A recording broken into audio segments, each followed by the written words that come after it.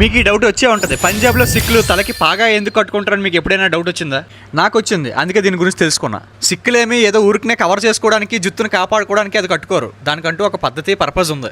చాలా మంది సిక్కులు మనం చూసినట్లయితే వాళ్ళు జుట్టుని కత్తిరించుకోకుండా జుట్టుని పెంచుకొని దాని మీద దస్తర్ని కట్టుకుంటారు. ఎందుకంటే సిక్కుల సాంప్రదాయ ప్రకారంగా మన మానవ శరీరాన్ని ఆ దేవుడే నిర్మించాడు. అటువంటి దేవుడు నిర్మించిన శరీరాన్ని మనకి నచ్చినట్లుగా, మనకి అనుకూలంగా మార్చుకోవడం సరైన పద్ధతి కాదు అని భావిస్తారు. అలాగే ప్రకృతి సహజ సిద్ధంగా పెరిగిన జుట్టుని మనం కత్తిరించకూడదని బలంగా నమ్ముతారు. అందువల్ల పెరిగిన జుట్టుని లోపలే పెట్టి బయటన దస్తర్ని కడతారు. అది కేవలం సిక్కుల గుర్తింపు మాత్రమే కాదు, అది వాళ్ళ ఆధ్యాత్మిక క్రమశిక్షణని, నాయకత్వాన్ని, హుందాతనాన్ని సూచిస్తుంది. అలాగే వాళ్ళ తలకి కట్టుకునే పట్కా కావచ్చు, పర్నా కావచ్చు, దస్తర్ కావచ్చు, ఏదైనా సరే వాళ్ళ రాజరికాన్ని మాత్రమే కాదు, వాళ్ళ సమానత్వాన్ని కూడా బలపరుస్తుంది. మనం బాగా గమనించినట్లయితే దీంట్లో ఒక డీప్ మీనింగ్ కూడా ఉంది. కిరీటం పెట్టుకున్నవాడే రాజు కాదు, తలపైన సాంప్రదాయాన్ని తరతరాలకి అందించేవాడు కూడా రాజే అని వీళ్ళ సాంప్రదాయం చెప్తున్నట్టు నాకు అనిపిస్తుంది.